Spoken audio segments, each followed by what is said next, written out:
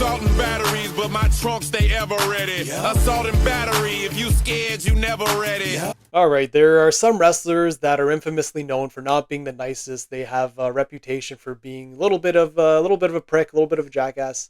And when you think of wrestlers, CM Punk has always come to the top of that list. Most recently, I'm sure everyone saw the video during WrestleMania weekend where he smacked the phone out of the fan's face.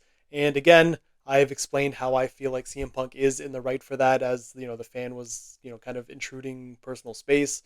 But it kind of took me back to a time where people would purposely want CM Punk to be an idiot to them just so they can say they had that full CM Punk experience. So before I get to my story of meeting CM Punk, if you're new to this channel, be sure to like, comment, share, and subscribe. A lot more experience videos and vlogs coming up in the near future. I met CM Punk a total of 3 times. I met him the first time in 2018, 2019, and 2020, all during AEW events. And the first time I remember, I was so excited because he hadn't done a signing in so long. CM Punk was one of those guys I thought I would never meet. And it was in 2018. It was just before the first All-In weekend in Chicago. And they had it at the Pro Wrestling Tees store. And they set it up where you get your photo with him first and you get the autograph after.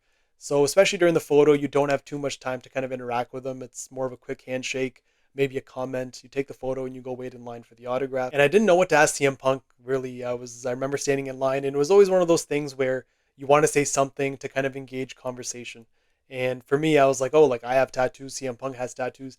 Let me ask him about like tattoo ideas, or like if anything, I could bring up that would kind of intrigue him to have conversation with me. And I brought up that, he's been an inspiration for me to get tattoos. And I asked him if he had any new ink that he got, done recently. And he didn't even look at me. He signed his autograph and said, you're a stranger. Why would I share personal information about my tattoos with a stranger? And he gave me my thing and I was on my way. A little bit weird, but again, I think at the time I justified it for being like, yeah, maybe that was kind of a personal question to ask, because there are people that feel like tattoos are kind of like a personal thing. So I didn't think too much of it, but I'm like, what a weird thing to say to someone, you're a stranger. Like, I don't share personal information about my tattoos with people like you, but that was the first one. Again, when we took the photo, he was very happy, friendly, kind of, you threw up the X's like I wanted to do. But now we fast forward to the year after in 2019. This was in Las Vegas for Double or Nothing. And it was, again, it was a weird interaction. It wasn't, I thought it was completely justified. Now I'm like, I'm not going to think too much of like what I'm going to ask him. CM Punk showed up in like a brown leather jacket, I believe, and he had an AJ Lee shirt on. And I remember we were the first few people in line, and I'm like, oh, like, it's right there. Let me ask him about the AJ shirt. Maybe she's going to show up in AEW. And I think a lot of fans really thought at the beginning, when CM Punk came back, that AJ was going to follow soon after. I asked him, I'm like, hey, nice shirt. Like, any chance AJ is going to show up, or what's with the shirt? And he's like, well, if a husband can't support his wife, like, there has to be a meaning behind everything, whatever. And very like to the point. I'm like, okay, like took the photo and went on my way. And it was funny because there was an interview release later on during that signing with like obviously higher, how do I say this? Higher reputable news outlets, I guess. And they asked him about the shirt as well, and he gave them the same answer. So with that, I didn't think too much of it. I'm sure every single fan asked him the same thing, and literally his answer was the same as he gave to me, was a husband or a man can't support his wife. Next year, we move on to 2020. This was actually 1 week before the world shut down. I remember being in Chicago in late February, early March.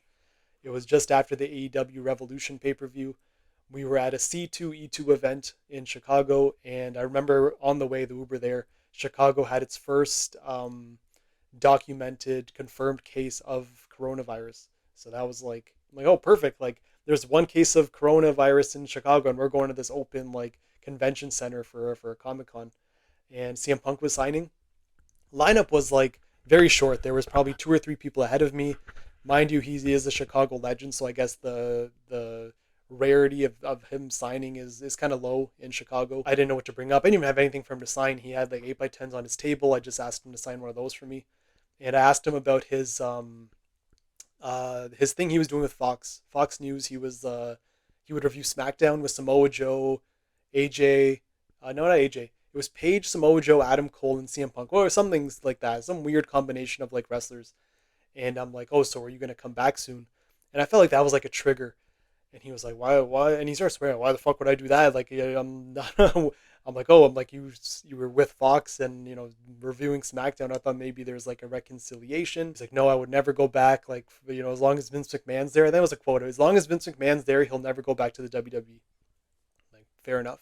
And again, I think it was more like a laughing thing because when this whole thing's on video as well, and I don't think I got too offended by it because it was kind of funny, just his tone of how he was said it, but just it was very stern, but like almost like a funny stern. So I was like, okay, no problem. I feel like out of all those interactions, the last one was the best one I had, and I'm just like, hopefully we see AEW. He didn't really respond to that, and we took the picture, and then I went on my way.